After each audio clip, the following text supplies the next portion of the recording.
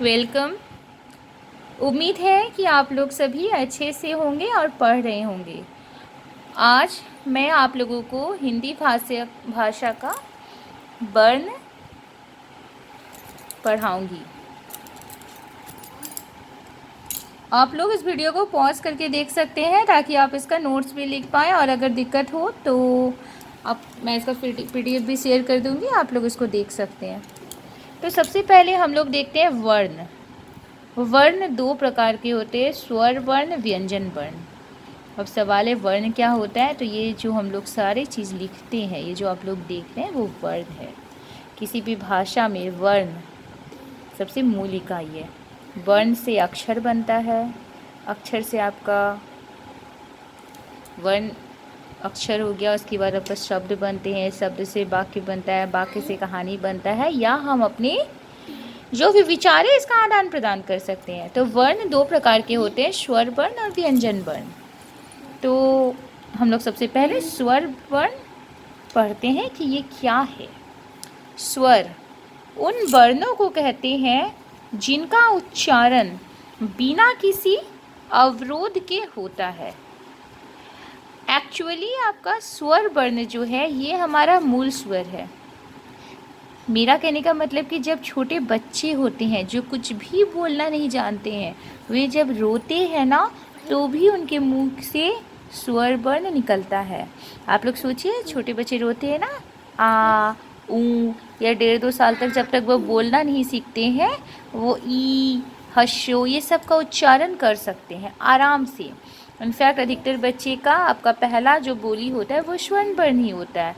वो रोते भी है, स्वर वर्ण में उनका निकलता है। ठीक है, ये हमारा मौलिक स्वर है, इसलिए इसका उच्चारण बिना किसी अवरोध का होता है। तो स्वर वर्ण हम लोगों के 3 प्रकार के होते हैं, ह्रस्व, दीर्घ और संयुक्त। ह्रस्व स्वर में आते हैं अ, हर्षई, हर्षो और री।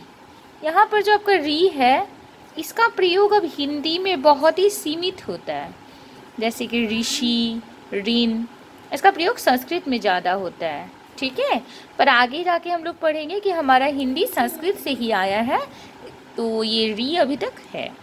उसके बाद दीर्घ, आ, दीर्घई, दीर्घऊ। उसका संयुक्त है, इसमें है ए, ऐ, ओ, औ। ठीक है, ये स्वर वर्ण होता है जिसका हम लोग उच्चारण बिना किसी अवरोध के कर सकते हैं। आप इन सब का उच्चारण कीजिए, आपको कोई भी तरह का दिक्कत नहीं आएगा, बस अ कहीं से भी मुंह से निकल सकता है ना। चलिए अब हम लोग मात्रा पढ़ते हैं। मात्रा मतलब जैसे देखिए, यहाँ पर भी मैंने मात्रा यूज़ किया है ना, मौ में आकार, त्र में आकार, यहाँ देखिए 3 तौ में दीर्घई। हम लोग पढ़ेंगे मात्रा क्या होता है।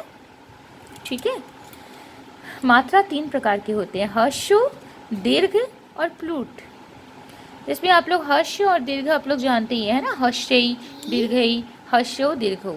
प्लूट के बारे में आगे चर्चा की जाएगी। ह्रस्व में समय बहुत कम लगता है, ये भी मूल स्वर है, अर्थात इनकी उत्पत्ति किसी भी दूसरे स्वर से नहीं हुई है। ह्रस्व में आपका क्या क्या है, वही अ, हर्षई, हर्षो, ये तीनों है। उसके बाद है दीर्घ स्वर। तो जब 2 स्वर मिलते हैं ना, तो दीर्घ बनता है, जैसे कि दीर्घी। ठीक है, दीर्घऊ। ओ और ओ को जोड़ते हैं तो बनता है आ। ठीक है, आ आपका क्या हो गया, दीर्घ स्वर का मात्रा। हर्षई और हर्षई बनता है दीर्घई। इसी तरह अगर आप बोलेंगे तो हर्षो और हर्षो जोड़ के बनता है दीर्घऊ। ठीक है, यानी कि आपका अ, हर्षई, हर्षो ये ह्रस्व स्वर में आएंगे, ह्रस्व मात्रा होंगे, इनके उच्चारण में बहुत कम लगता है। जैसे कि अगर मैं यहाँ पर लिख रही हूँ दीन, तो यहाँ पर ये क्या है, आपका हर्षई आपका प्रयोग हुआ है, जो कि स्वर है, और यहाँ पर आपका ये मात्रा भी स्वर है। तो आपका दीन बोलने में हर्षई, जो द में जो हर्षई है दी, ये बोलने में बहुत ही कम समय लग रहा है। लेकिन अगर मैं यहाँ पर इसी तरह लिखूँ तीन, तो देखिए यहाँ पर ये क्या है, दीर्घई है ना, दीर्घई इसको कहते हैं। यानी यह दीर्घ स्वर है और दीर्घ स्वर का मात्रा है, तो इसको बोलने में अपेक्षाकृत ज़्यादा समय लगता है। चूँकि दो स्वर के मिलने से दीर्घ स्वर बनता है, तो ऐसा माना जाता है कि दीर्घ के उच्चारण में दुगुना समय लगता है। अब हम लोग जाके पढ़ेंगे प्लूट। प्लूट अब हम लोगों का प्रयोग में नहीं आता है, ये अधिकतर आपके संस्कृत में यूज़ होते हैं। ये आपके अधिकतर संस्कृत में यूज़ होते हैं और इसके लिए आप लोग कहीं कहीं देखे होंगे 3 का अंक लगाया जाता है। ये है प्लूट मात्रा। अब इस मात्रा का प्रयोग बहुत ही ज़्यादा कम होता है, पर आप लोग संस्कृत में देखते होंगे इस तरह का 3 लगाया जाता है।